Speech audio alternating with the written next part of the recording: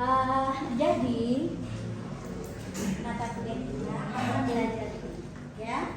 Saya akan mengenalkan prinsip-prinsip atau teori-teori yang mendasari IMK. Oke, ini tadi apa itu. Terus yang berikutnya yang menjadi bagian penting adalah kalian akan menjalani proses engineering anak. Jadi kita harus paham apa yang dilakukan pada setiap fase. Bisa pakai metode apa? Bisa pakai tools apa yang dihasilkan dari setiap fase.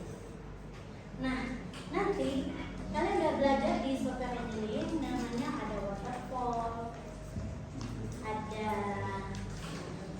agile, ya.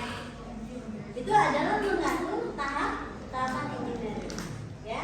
Ada lagi prototyping. Nah, saya akan pakai tahapan engineeringnya adalah pendekatan prototype. Karena memang kita fokusnya pada modeling untuk bisa melakukan secepatnya yang namanya test. Ya, oke? Sekarang saya lihatkan, kalau saya kasih ini kalian pasti akan tertidur karena terlalu banyak yang kata-kata yang mungkin nggak akan menempel, misalnya ya udah pada manipulasi berubah dapat melakukan pembuatan prototype. Tapi bukan itu sebetulnya ya, bukan produk akhirnya bukan bisa menghasilkan prototype, tapi bagaimana bahwa prototype itu adalah sebagai alat bantu kita untuk mengukur user experience, ya. Dan user experience itu membutuhkan untuk menghasilkan user experience yang baik itu membutuhkan proses engineering yang benar, ya.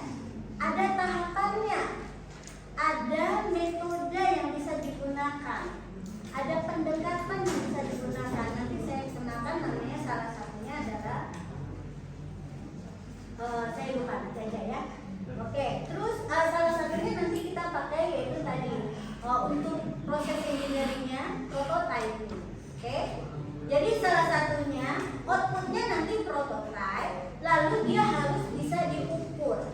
Hasilnya adalah hasil evaluasi terhadap desain.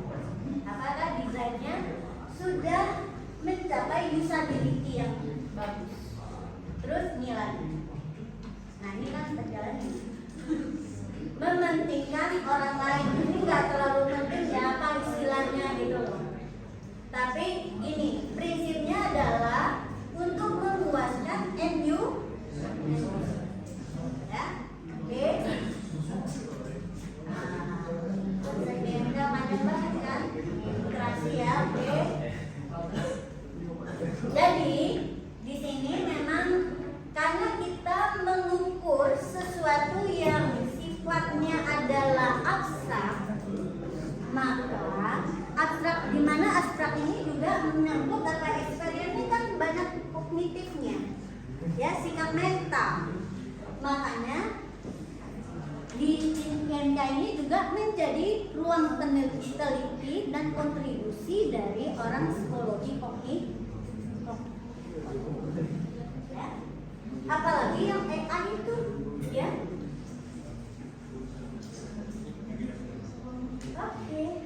Nah, multidisiplin ya. Nanti kalau kalian melihat IMK itu merancang kreasi itu hanya sekedar secara visual bagus atau tidak, nanti itu kalian akan kalah dari orang desain komunikasi visual. Kalian harus punya kemampuan lebih spesifik. Sebetulnya gini, setelah UI UX designer, di mana UI UX designer itu juga bisa menjadi bidang profesi dari orang desain komunikasi visual. Apalagi setelah itu, kita sebagai engineer yang mampu menggunakan tools untuk modeling, ya. Kalau orang engineer itu ada back end developer, ada front end developer engineer. Nah, kalian harus bisa jadi sampai front end-nya, mahir menggunakan tools yang membuat secara visual tidak hanya efisien tetapi juga bagus. Dan ke softwarenya jadi ringan.